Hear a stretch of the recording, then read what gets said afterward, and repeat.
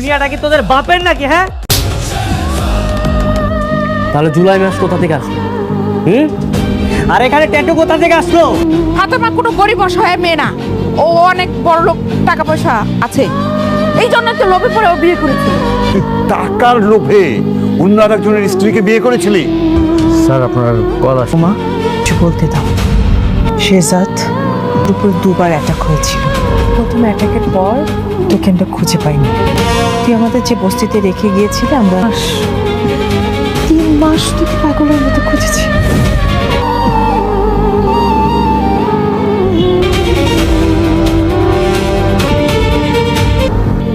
আমাদের চিনতেই পারলি না। স্মৃতিশক্তি হারিয়ে মির্জা বাড়িতে কাজের লোক হিসেবে কাজ করছি। এইভাবেই তোদের 6 মাস কেটে যায়। তোর উপর দ্বিতীয় অ্যাটাক করে দাউদের লোকেরা।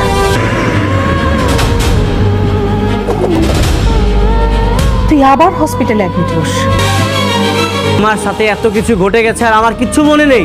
তোমরা মিথ্যা কথা বলছো আমার সাথে। না স্যার, এটা মিথ্যা কথা বলছি না, এটাই সত্যি। মানে আমি যখন স্মৃতিশক্তি হারিয়ে ফেলেছি, আমি নিজে থেকে বিয়ে করেছি। মা ওই মেয়ের কাছে যাচ্ছে। মা ওই মেয়েকে বাড়িতে নিয়ে আসে। আমার কি হবে মা? আর কল আসছে। জি বলুন স্যার, লাউডে শুনছে। বিষয়টা অ্যাটেন্ড করার না। ওই মাইয়াটা কিছুক্ষণ আগে সুইসাইড করছে। ভাই আমি কিন্তু তোমার জন্য অপেক্ষা করবো, তুমি আইসো। অবশ্যই আসবো, আমার বোনের বিয়ে বলে কথা।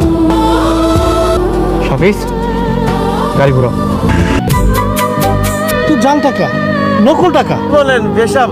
না না, নকল টাকা হইব কেন? আমি তো ব্যাংক থেকে সকালে নিয়ে আসছি। বুঝছি, আমি ব্যাংক থেকে নিয়ে আসছি, বিশেষ করে। দেখছো বুইরা কামটা করলো কি? আমার জন্য আজকে বাবা এইভাবে অপমানিত হল। মানুষটার আমি বিশ্বাস করে নিজের ভাই বানাইলাম, সে আমার এই নকল টাকা দিয়ে এইভাবে ধোকা দিল। এই জীবন রাখো না।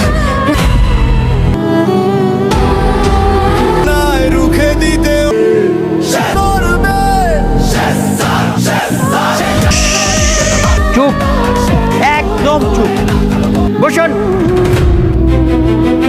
কোনো ধরনের নড়াচড়া করবেন না, কোনো আওয়াজ। আমরা ডাকাত না। আমার চেকে নকল টাকা দেওয়া হয়েছে। কে দিয়েছে, কেন দিয়েছে সেটা আমি জানতে চাই। এখানে স্পষ্ট লেখা আছে স্যার, ব্যাংক থেকে টাকা নেওয়ার সময় ভালোভাবে দেখে বুঝে নিতে হবে। গ্রামের সহজ সরল নিম্নবিত্ত লোকেরা 1000 টাকার নোট কতগুলো হাতে নেয়, তারা বুঝবে কিভাবে কোনটা আসল টাকা নকল টাকা? আসল টাকা চিনুন, নিরাপদে থাকুন। আর যদি অশিক্ষিত হয় তাহলে তারা কি করবে? এরকম মূর্খ লোকদের তো ব্যাংক।